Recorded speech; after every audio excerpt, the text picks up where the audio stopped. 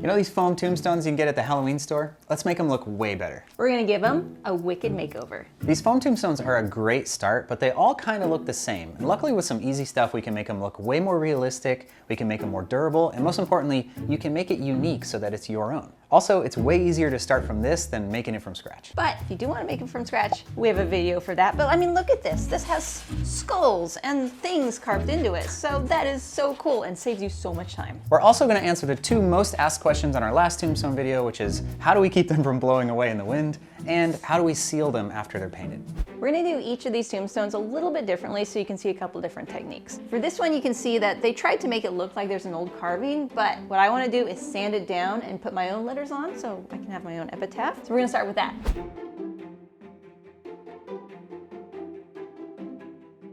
It's pretty cool. You actually can see the letters that they were trying to carve in there, so that's neat. But the reason we sanded this is I want to use raised letters. Let me show you these. So we've got these little wood ones, and we have these foam ones. Typically, when you see Halloween tombstones, the letters are carved in, but there's actually a lot of tombstones in real life where the letters are raised up. So using these raised letters are gonna save us a lot of time, because it takes a lot of time to carve those letters in. We're using Gorilla Glue to glue on the wood letters. Now I'm brushing a little bit of water on first because the glue is water activated, so that helps it actually set. The foam letters have a sticky back, so that's nice. My hope is that once we cover it and paint over it, it will seal those letters in there, so I won't have to worry about the adhesive coming loose. This is fun. At the bottom, the numbers overlap the cracks, so I cut them away so it looks like those numbers were broken off. You say hi?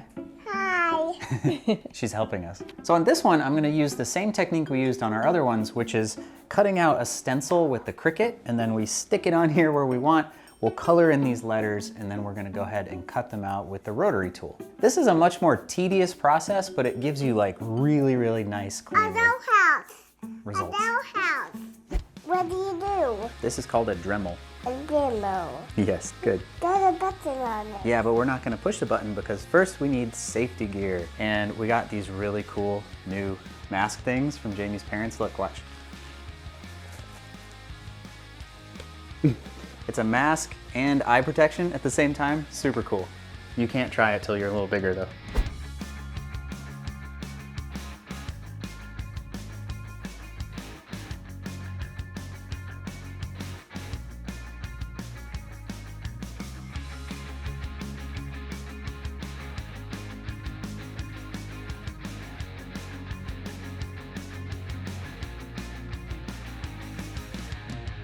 Okay, first off, these mask things, super cool. I love them. I'll drop a link in the video description. I don't even know what they're called, but anyway, this foam carves pretty nice. It's not as nice as the pink foam because it's more open, but it still did a pretty good job. The thing is though, a lot of people commented on the last video, hey, why don't you texture and rough up the surface first and then do the letters? Well, the reason is because it's all bumpy, and this was actually really difficult to carve with the Dremel, because you know, it's just kind of like all over the place a little bit. So it came out all right. Definitely tedious though. If you're in a hurry or just want a much simpler method, I think Jaimie's way she did it is way easier.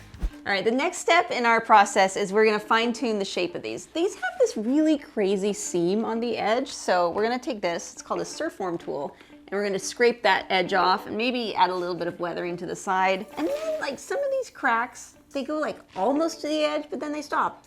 And that's not right. So we'll take those to the edge. We'll do a little bit of fine tuning there. And what's cool is you can just do it with a knife, a utility knife. I mean, these are way sharp enough. It's just foam. So just dig in and, you know, just kind of just pirate it. Just pirate it.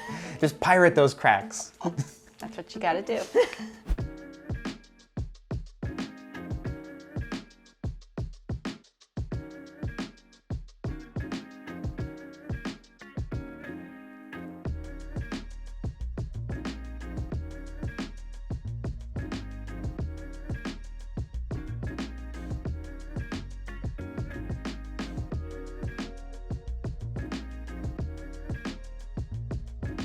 Cool thing about this foam is it's so soft, so you don't actually need this. Like you could use, sorry, this that you can't see, this thing. You can actually use like a really rough sandpaper, and like look, you can just pick at it. Yeah. And it does this cool, leaves this cool stone texture. This is open celled foam, so you can literally just like, you know, use your fingernails and really get in there and mess it up. It's really easy to work with. It only took us, what, 10 minutes to do the cracks. Are we ready to paint it next? What do we do next? I don't know what we do. Just listen to me.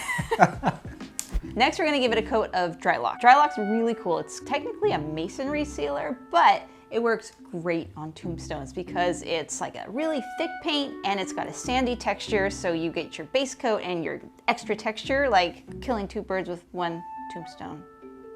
Oh, that was good. Okay.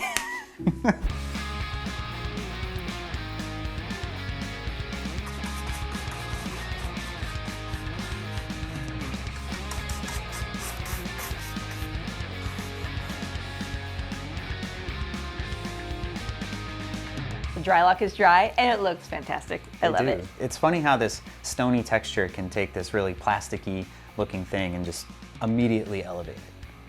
They're almost ready for paint, but before we paint, there is one question that we get asked all the time. How do you put them in the ground so that they don't fall over? They come with these stakes. They're terrible. They do nothing. They're plastic. They're gonna break as soon as you put them in the ground. It's 3 inches long. I can't even imagine one single scenario where this would work or do anything useful. It's a total joke that they even come with these.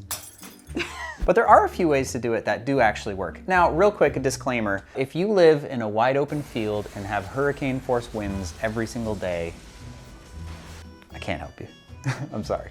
This stuff is weather dependent. You know, your mileage may vary with any of these techniques. But there are a few ways that work pretty well. One really common way is like an H sign stake. They're like those metal stakes that are used to put like political signs in your yard or garage sale signs. But there is a better way to do this. It's a little more work and it'll cost you a few bucks, but it's kind of, I think, the way that works best. And that is rebar and a tube. Did you just like unsheath that like a sword? Rebar in a tube. This tube is actually PEX pipe. You can use PVC pipe, but PEX is a tiny bit thinner for the same inner diameters. To put them in the tombstones, you have a couple different options. This one is pretty thick, so we're gonna drill a hole in the middle of it, hoping we don't hit the surface there. I just want a sword fight with these. I wasn't paying any attention to what you were saying. You're gonna drill a hole. Okay.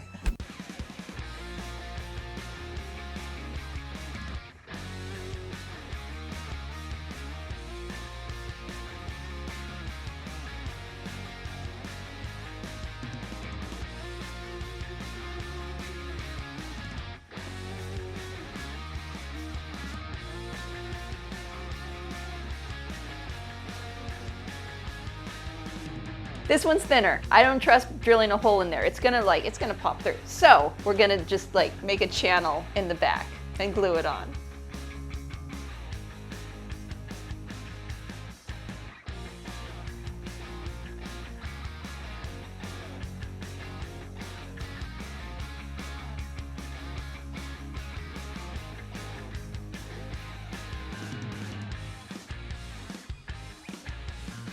So in real life, your tombstone is there and it's just coated in years of grime and rain and dust, and it all kind of leaks down. So what we're gonna do is try and emulate that with paint and water. So you're gonna set up your tombstone vertically, and then with different washes of paint, just let everything drip. Let it drip, yeah.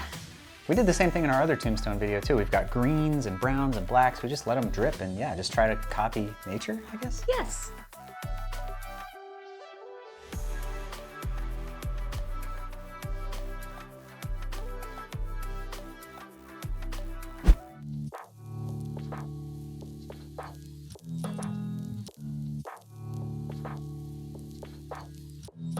Once our first drippy layer was dry, I turned it on its side and did a whole black wash over everything, and that was so the darkness would seep into all of those cracks and make them look darker.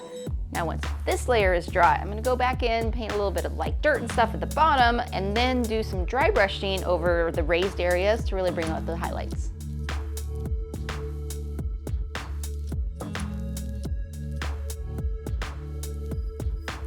Like any project, we could noodle on these forever. I would love to add moss or something, but we couldn't figure out like a way to make really good moss. So if you know a way, let me know. But for now, we're gonna call these done. Now, the second question that we get all the time is, now that they're painted, do we seal them with something?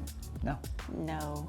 Foam itself is waterproof. The Drylok makes it like extra waterproof, and we have never had the acrylic paint wash off in the rain. And we get some serious rain here, so. It's fine. Yeah. You don't have to.